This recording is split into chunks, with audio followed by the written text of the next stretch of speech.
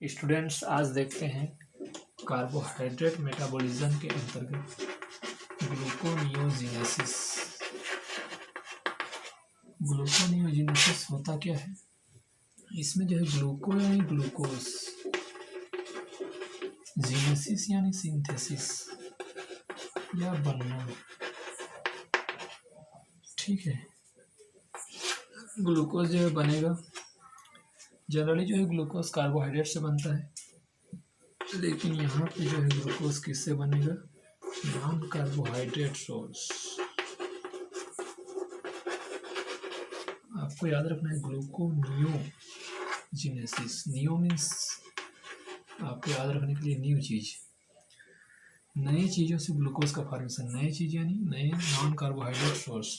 Generally glucose जो है carbohydrate से बन रहा है, लेकिन कुछ नई चीज़ों से बनेगा, हम उसको बोल देंगे ग्लूकोनियोजेनेसिस। ठीक है, अब देखते हैं इसका साइट कहाँ है। ग्लूकोनियोजेनेसिस होता कहाँ है? ग्लूकोनियोजेनेसिस की क्रिया जो है अक्सर लीवर सेल में होता है एनिमल्स में। इसके अलावा किडनी में होता है। लीवर सेल में जो है 85 to 95% ग्लूकोनियोजेनेसिस क्रिया के द्वारा ग्लूकोज का फॉर्मेशन होता है। किडनी आप लोग देखेंगे स्ट्रक्चर इस प्रकार से होता है, जहाँ पे ये जो किनारे वाला पार्ट होता है कॉर्टेक्स होता है, और ये जो पार्ट होता है मेड्यूला होता है। तो इस कॉर्टेक्स पार्ट में, किडनी के कॉर्टेक्स में ये ग्लूकोनियोजेनेसिस क्रिया होती है 10 to 15%। ये जनरल नॉर्मल कंडीशन में होता है, लेकिन यदि हम स्टारवेशन के टाइम देखें, स्टारवेशन यानी भूखमरी, जब हम लोग लंबे समय से भोजन ना करें, उस स्थिति में जो है किडनी का कॉर्टेक्स ज़्यादा एक्टिव हो जाता है और ग्लूकोनियोजेनेसिस क्रिया लगभग 50% कंप्लीट कौन करता है? किडनी का कॉर्टेक्स पार्ट। ठीक है, यानी 50% ग्लूकोज का फॉर्मेशन ग्लूकोनियोजेनेसिस के द्वारा किडनी का कॉर्टेक्स पार्ट करेगा। कौन सी स्थिति में? स्टारवेशन के टाइम। अब आपको पता होना चाहिए कि ग्लूकोनियोजेनेसिस जो हो रहा है, ये क्यों हो रहा है? क्या ये जरूरी है? जरूरी तब है जब ब्लड ग्लूकोज लेवल क्या हो? लो हो जाए। उस स्थिति में ब्लड ग्लूकोज लेवल को बढ़ाने के लिए या नॉर्मल कंडीशन में लाने के लिए ग्लूकोनियोजेनेसिस की क्रिया होती है। अब आपको पता होना चाहिए कि ऐसे कौन सा हार्मोन्स है जो कि ग्लूकोनियोजेनेसिस क्रिया को प्रेरित करता है। हम लोग देखते हैं शुगर जो पेशेंट होते हैं उनमें जो है ब्लड शुगर लेवल या ब्लड ग्लूकोज लेवल हाई होता है। उसको कंट्रोल करने के लिए एक हार्मोन्स होता है इंसुलिन। ठीक है, कहाँ से सीक्रेट होता है पता है? बीटा सेल, पेनक्रियास के बीटा सेल। जो लैंगरहैंस होता है पेनक्रियास में, एक मिक्सड ग्लैंड होता है, इसके लैंगरहैंस में जो बीटा सेल होता है वहाँ से इंसुलिन सीक्रेट होता है, और जब ब्लड ग्लूकोज लेवल हाई होता है तो उसको जो है कम करने के लिए प्रेरित करता है। कम कैसे करेगा? यदि ब्लड ग्लूकोज लेवल हाई है, ग्लूकोज की मात्रा बहुत सारे है ब्लड में, तो ग्लूकोज को तो कहाँ भेज देगा? ये लीवर में क्या करता है? तुम ग्लाइकोजन बना लो, कहेगा इंसुलिन कि तुम ग्लाइकोजन बना लो और एनर्जी के रूप में स्टोर रहो, जब ज़रूरत पड़े तब हमें एनर्जी दे देना ग्लूकोज के लिए। तो अब ये इंसुलिन का कार्य हो गया जब ग्लूकोज जो है अधिक है तब की स्थिति में। यदि ब्लड ग्लूकोज लेवल लो है, ब्लड में ग्लूकोज की मात्रा बहुत ही कम है, तब की स्थिति में यही पेनक्रियास में जो लैंगरहैंस है वहाँ होता है alpha cell. Alpha cell secrete करता है ग्लूकेगॉन। ग्लूकेगॉन हार्मोन्स क्या करेगा? इस ब्लड ग्लूकोज लेवल को जो है जो कम है उसको जो है नॉर्मल कंडीशन में लाएगा। अब ब्लड ग्लूकोज लेवल कैसे बढ़ेगा? अभी देखिए कि इंसुलिन जो है अधिक जब ग्लूकोज की मात्रा है उसको ग्लाइकोजन में कन्वर्ट कर रहा है। इसी ग्लाइकोजन को तोड़ देता है कौन? ये ग्लूकेगॉन। ग्लाइकोजन किस में तोड़ देगा, ग्लूकोज में, जिससे ब्लड ग्लूकोज लेवल बढ़ जाएगा। लेकिन मैं बताया स्टारवेशन, जब भूखमरी में लंबे समय से आप भोजन न ले रहे हो तब ग्लाइकोजन रहेगा क्या लीवर में, धीरे धीरे ख़त्म हो जाएगा। अब जो है हम लोग भोजन नहीं ले रहे हैं तो ग्लाइकोजन भी नहीं है, ग्लाइकोजन पूरी तरह से टूट चुका ग्लूकोज में। अब क्या करेंगे, ग्लूकोनियोजिनेसिस क्रिया होगी। इसमें क्या होगा, जो नॉन कार्बोहाइड्रेट सोर्स हैं या प्रिकर्सर हैं उससे हम लोग ग्लूकोज बनाएंगे। जनरली जो है ग्लूकोनियोजिनेसिस में पायरुवेट से ग्लूकोज बनाते हैं। और आपको पता है कि जब ग्लाइकोलाइसिस पढ़े थे, ग्लाइकोलाइसिस ग्लूकोज से पायरुवेट बना रहे थे।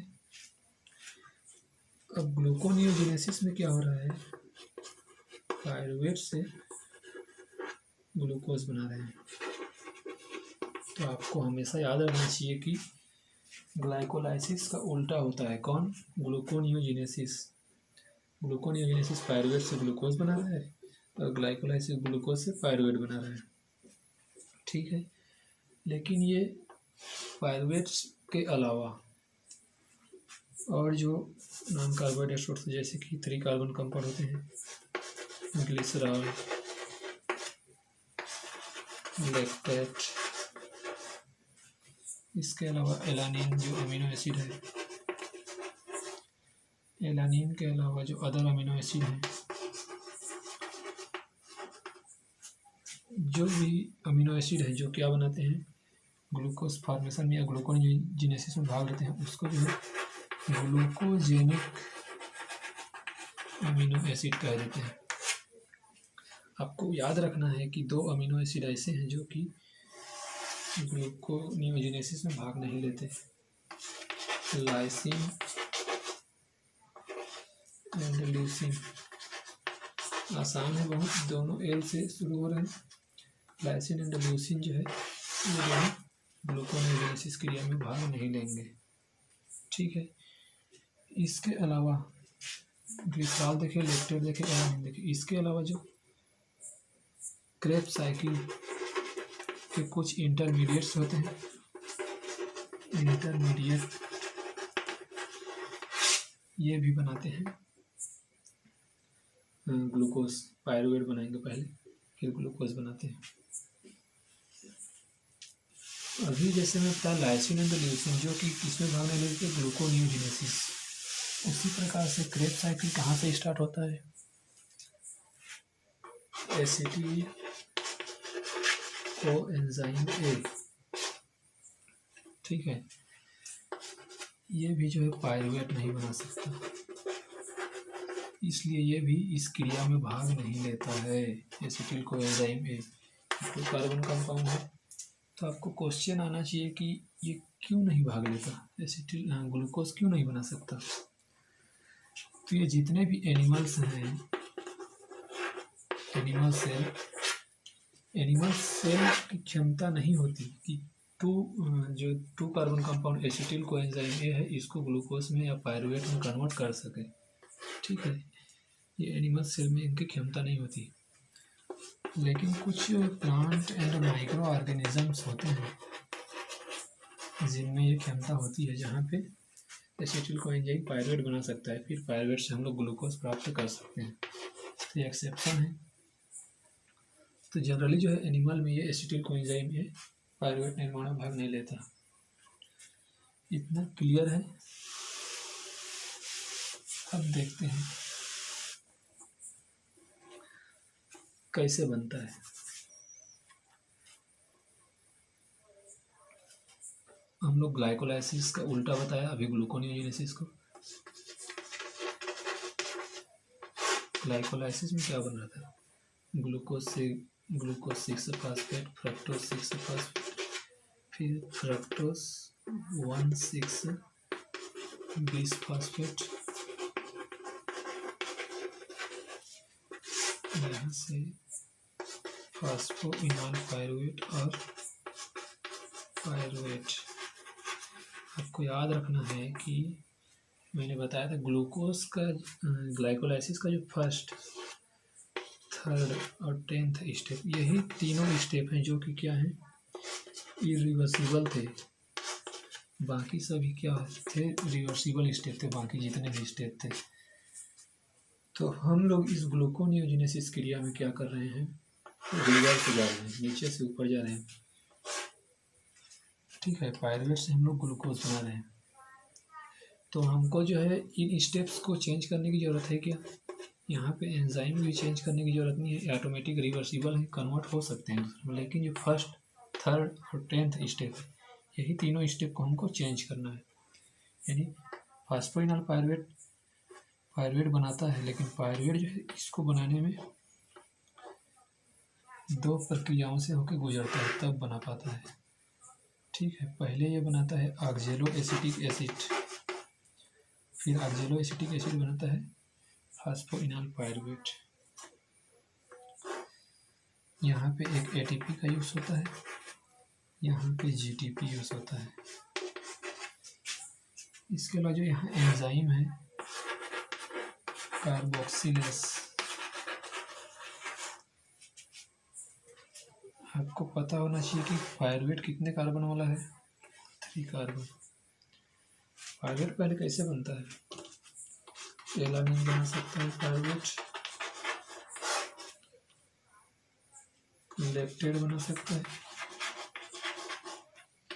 इसके अलावा जो इंटरमीडिएट्स हैं क्रेब्स साइकिल के, इसके अलावा जो ग्लूकोजेनिक अमीनो एसिड है, लाइसिन और लिसिन को छोड़ के सभी पायरुवेट बना सकते हैं। ठीक है, पहले फिर ये पायरुवेट जो है ऑक्जेलो एसिटिक एसिड बनाएगा, फिर पीपी बनाएगा, फिर ये रिवर्स जाएगा ऊपर।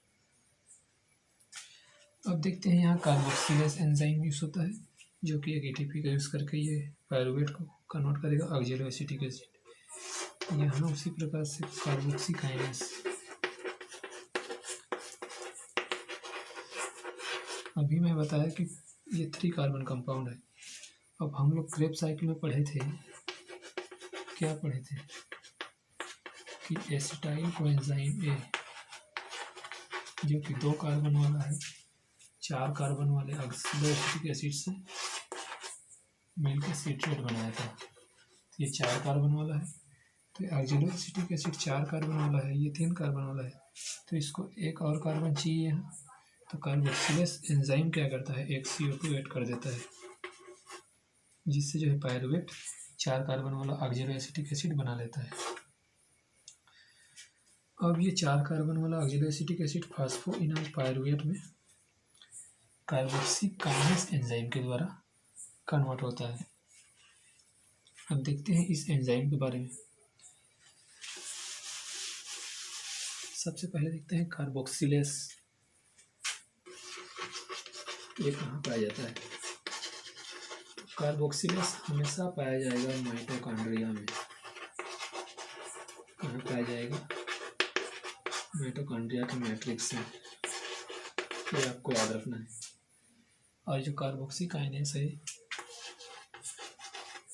समझ लो एक लड़की की तरह ये, जिसके नखरे बहुत हैं। ये पाया जाता है अलग अलग एनिमल्स में, अलग अलग जगह। जैसे कि ह्यूमन की बात करें तो ये बोलेगा मेरी जहाँ मर्जी मैं रहूँ। तो माइटोकॉन्ड्रिया के मैट्रिक्स में, इसके अलावा साइटोसोल में। ठीक है, ह्यूमन में कार्बोक्सी काइनेस कहाँ पाया जा रहा है, दोनों जगह पाया जा रहा है। मैं कहीं भी रह सकती बोल रही है। लेकिन हम लोग जब रेट और माउस की बात करें तो ये पाया जाता है साइटोसोल में। ठीक है, साइटोसोल पाया जा रहा है। यदि हम बर्ड जैसे कि पिजन के अलावा जो रेबिट है, इनमें पाया जाता है ये माइटोकॉन्ड्रिया में। ये इसके साइट हैं, आपको याद रखना है। कार्बोक्सी काइनेस एंजाइम ह्यूमन में दोनों जगह रहेगा, माइटोकॉन्ड्रिया साइटोसोल, रेट में साइटोसोल और पिजन और रेबिट में पाया जाएगा माइटोकॉन्ड्रिया में। अब आपको बताता हूँ कि किस प्रकार से कन्वर्ट होते हैं पायरुवेट से फॉस्फोइनॉल पायरुवेट। ठीक है, तो ये तो आसानी से परिवर्तित हो जाएगा पायरुवेट ऑक्जेलोएसिटिक एसिड माइटोकॉन्ड्रिया में कार्बोक्सिलेज के द्वारा, क्योंकि कार्बोक्सिलेज यूनिवर्सल है, सभी में कहाँ पाया जा रहा है, माइटोकॉन्ड्रिया मैट्रिक्स में। तो जैसे कि हम लोग देखते हैं ये माइटोकॉन्ड्रियल मैट्रिक्स है, ये वाला पार्ट, ये माइटोकॉन्ड्रियल मेम्ब्रेन और ये है साइटोसोल। तो क्या हुआ, जो पायरुवेट है यहाँ आसानी से परिवर्तित हो गया ऑक्जेलोएसिटिक एसिड में कार्बोक्सिलेज के द्वारा, लेकिन ये ऑक्जेलोएसिटिक एसिड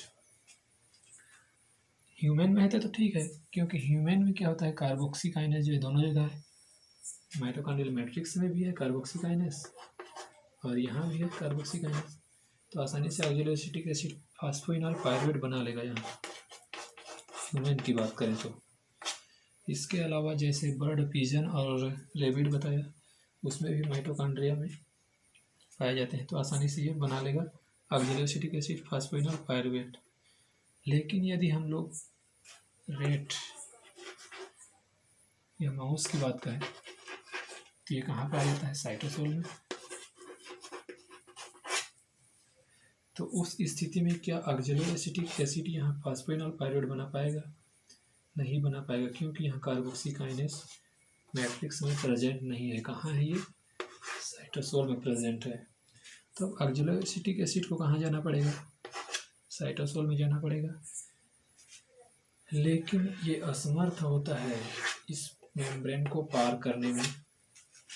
अब बेचारा क्या करे, ये क्रॉस कर नहीं सकता माइटोकॉन्ड्रियल मेम्ब्रेन को, तो अब कुछ तो करना पड़ेगा। ये पहले परिवर्तित होता है माइलेट में। याद है हम लोग जब सिट्रिक एसिड साइकिल पढ़े थे, वहाँ पे जो है माइलेट ऑक्जेलोएसिटिक एसिड बना रहा था, NADH प्रोड्यूस कर रहा था।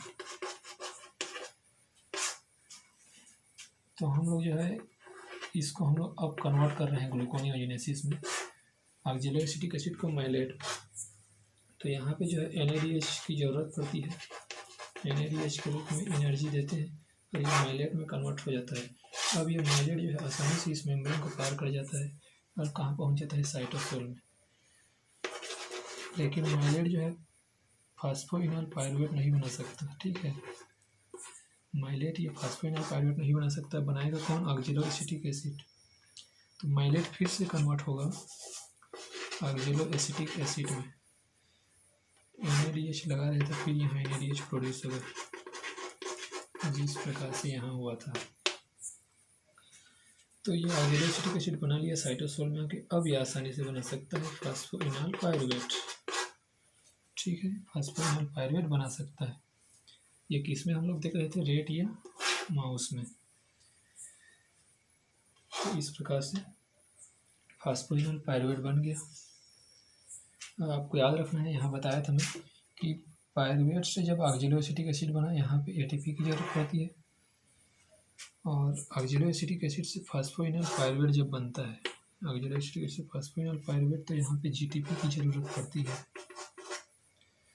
और हमेशा आपको याद रखना है, ग्लाइकोलाइसिस में क्या होता है, एक ग्लूकोज का फॉर्मेशन, ये तो 2 पायरुवेट, तो 2 पायरुवेट मिलकर ही एक ग्लूकोज बना सकते हैं।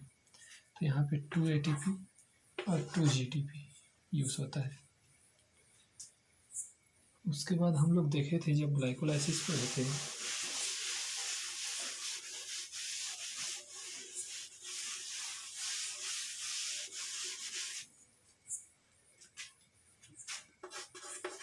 पायरुवेट से हम लोग बनाए हैं फॉस्फोइनॉल पायरुवेट। यहाँ पे 4 ATP के लगभग एनर्जी यूज हो चुका। अब जो है रिवर्स जा रहे हैं, तो यहाँ पे आपको 6 स्टेप पता था, glyceraldehyde 3 phosphate, two NADH produce हो रहा था, किसमें? ग्लाइकोलाइसिस में। तो हमको जो है एनर्जी प्रोड्यूस हो रहा था, अब हमको एनर्जी देने की ज़रूरत है अब इस ग्लूकोनियोजेनेसिस में। ठीक है, तो इस प्रकार से हमको टोटल जो है 6 ATP की ज़रूरत पड़ती है। 6 ATP की लगभग एनर्जी देने की ज़रूरत पड़ती है ग्लिसरॉल्डिहाइड 3-फॉस्फेट बनाने तक। पायरुवेट से ग्लिसरॉल्डिहाइड 3-फॉस्फेट बनाने तक 6 ATP की लगभग एनर्जी लगती है। अब फ्रक्टोज 1,6-20-फॉस्फेट, हम लोग जब ग्लाइकोलाइसिस पढ़े थे वहाँ पे यहाँ पे एंजाइम काम कर रहा था, हेक्सोकाइनेस एंजाइम काम कर रहा था। यहाँ भी फ्रक्टोज 6 काइनेस एंजाइम काम कर रहा था। काइनेस एंजाइम जो फास्फेट जो है ऐड करता है, लेकिन हम लोग रिवर्स से जा रहे हैं, तो यहाँ पे काम करेगा फ्रक्टोज 1,6-20-फॉस्फेटेस। उसी प्रकार से यहाँ ग्लूकोज 6-फॉस्फेटेस। तो आपको हमेशा याद रखना है जहाँ भी फॉस्फेटेस एंजाइम आ रहा है वहाँ पे जो फॉस्फेट ग्रुप को हटा रहा है, जहाँ पे काइनेस आ रहा है फॉस्फेट ग्रुप को ऐड करता है। ठीक है, तो हमको यहाँ पे ATP की ज़रूरत नहीं पड़ेगी क्योंकि फॉस्फेट हटा रहे हैं। तो फ्रक्टोज 1,6-फॉस्फेट जो है 1,6-20-फॉस्फेटेस एंजाइम के द्वारा क्या बनाएगा, ये फर्स्ट पोजीशन से फॉस्फेट हटाएगा और फ्रक्टोज 6-फॉस्फेट बनाएगा। ये जो है आइसोमराइजेशन के द्वारा फिर से कन्वर्ट हो जाएगा ग्लूकोज 6-फॉस्फेट में। यहाँ पे ग्लूकोज 6-फॉस्फेटेस एंजाइम काम करेगा, 6 पोजीशन से फॉस्फेट को हटा देगा और बना लेगा ग्लूकोज। अब देखते हैं इस फॉस्फेटेस एंजाइम के बारे में। फॉस्फेटेस एंजाइम जो है